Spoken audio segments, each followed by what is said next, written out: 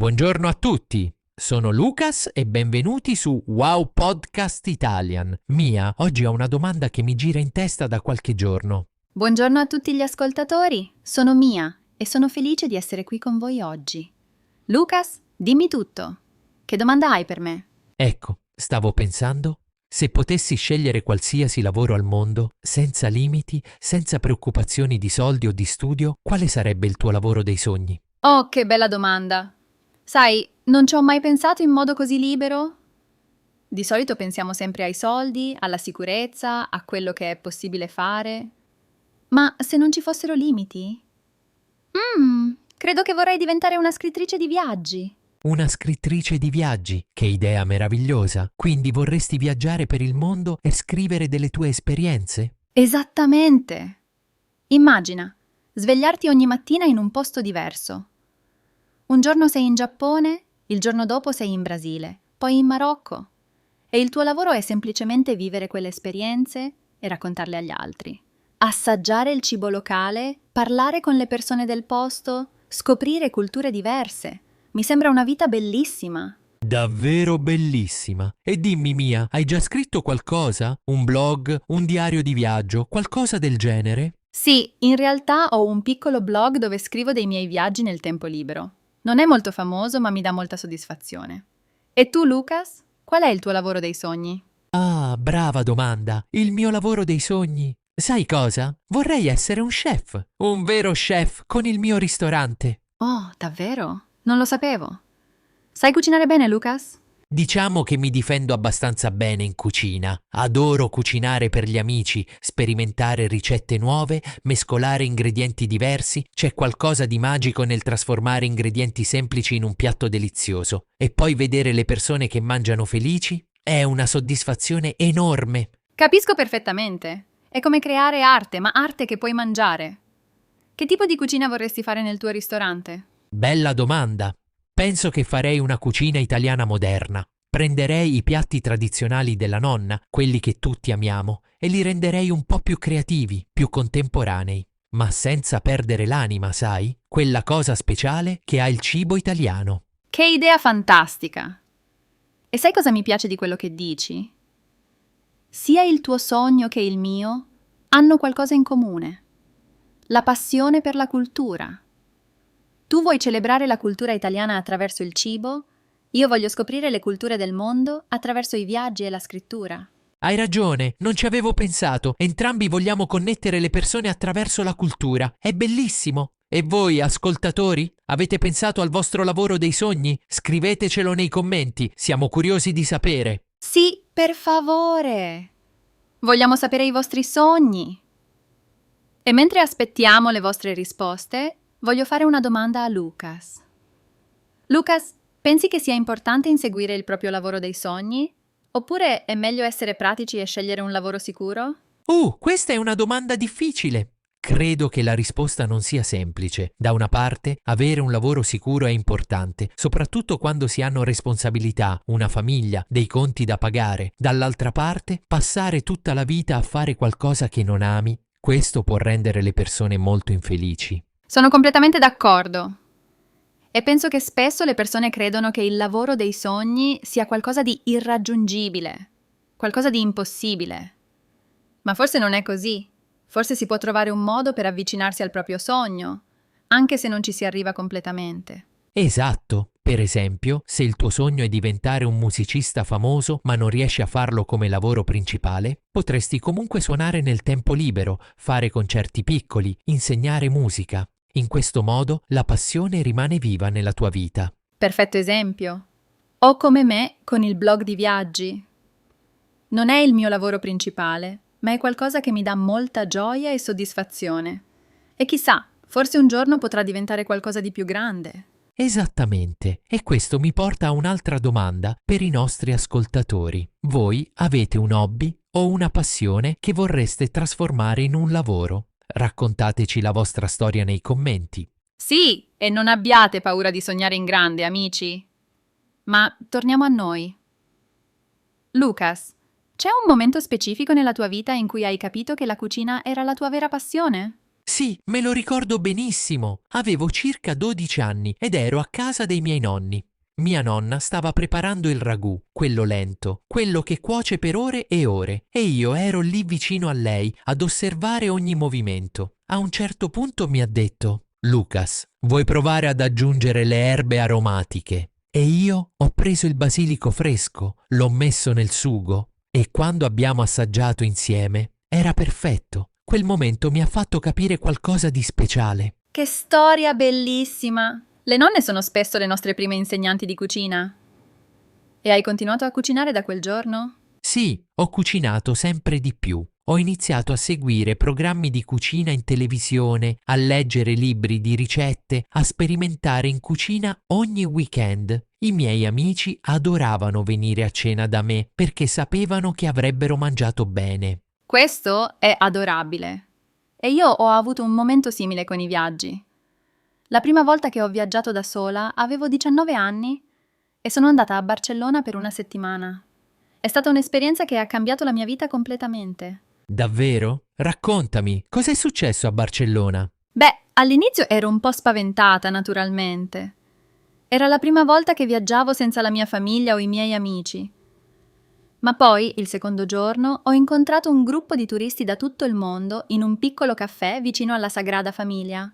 C'era una ragazza dall'Australia, un ragazzo dal Messico, una coppia dalla Corea del Sud e abbiamo trascorso tutto il pomeriggio insieme, parlando, ridendo, scoprendo la città. Eravamo persone così diverse, eppure ci siamo capiti perfettamente. Che esperienza straordinaria! È proprio questo che rende i viaggi così speciali, no? La possibilità di incontrare persone nuove, di vedere il mondo con occhi diversi. Esattamente! E quando sono tornata a casa, sapevo che i viaggi sarebbero stati una parte fondamentale della mia vita. Non riuscivo a immaginare di smettere di esplorare il mondo. Ecco perché il mio sogno è diventare una scrittrice di viaggi. Voglio condividere quella magia con gli altri. Bellissimo! E sai cosa mi piace di questa conversazione? Stiamo parlando di sogni, ma anche di momenti reali, di esperienze concrete che ci hanno formato come persone. I nostri sogni non cadono dal cielo, nascono dalle nostre esperienze di vita. Hai detto una cosa molto profonda, Lucas. È vero. I nostri sogni sono come semi che vengono piantati da esperienze speciali nella nostra vita. E poi, con il tempo, quei semi crescono e diventano qualcosa di grande. Mi piace questa metafora. Il seme piantato dalla nonna in cucina è diventato il mio sogno di aprire un ristorante. E voi, ascoltatori, quando è stato piantato il vostro seme? Quando avete capito cosa volevate fare nella vita? Bella domanda per i nostri ascoltatori. E voglio aggiungere, non importa quanti anni avete. Si può scoprire una passione nuova a qualsiasi età. Non è mai troppo tardi per sognare. Assolutamente. Ho sentito storie di persone che hanno cambiato completamente carriera a 40, 50, 60 anni e hanno trovato finalmente la loro vocazione. Il tempo non è un limite quando si tratta di seguire i propri sogni. Esatto. E a proposito di questo, Lucas, tu credi che si possa imparare a fare bene qualcosa anche da adulti? Oppure alcune cose bisogna impararle da bambini per essere davvero bravi? Penso che dipenda molto dalla cosa in questione. Alcune abilità, come suonare uno strumento musicale o imparare una lingua straniera, vengono più facilmente se si inizia da giovani. Il cervello dei bambini è più flessibile. Ma questo non significa che sia impossibile da adulti, significa solo che richiede più tempo e più impegno. Concordo! E in realtà un adulto ha spesso dei vantaggi che un bambino non ha. Ha più disciplina, più motivazione, più chiarezza su quello che vuole. Sa perché sta imparando quella cosa e questo lo rende più determinato. Ottimo punto, proprio come i nostri ascoltatori che stanno imparando l'italiano adesso, magari stanno imparando da adulti, ma hanno una motivazione fortissima. Vogliono parlare italiano, vogliono capire la cultura italiana, magari vogliono visitare l'Italia e quella motivazione li rende degli studenti eccellenti. Esatto! E per questo siamo così orgogliosi di voi, ascoltatori. State dedicando il vostro tempo a imparare una nuova lingua.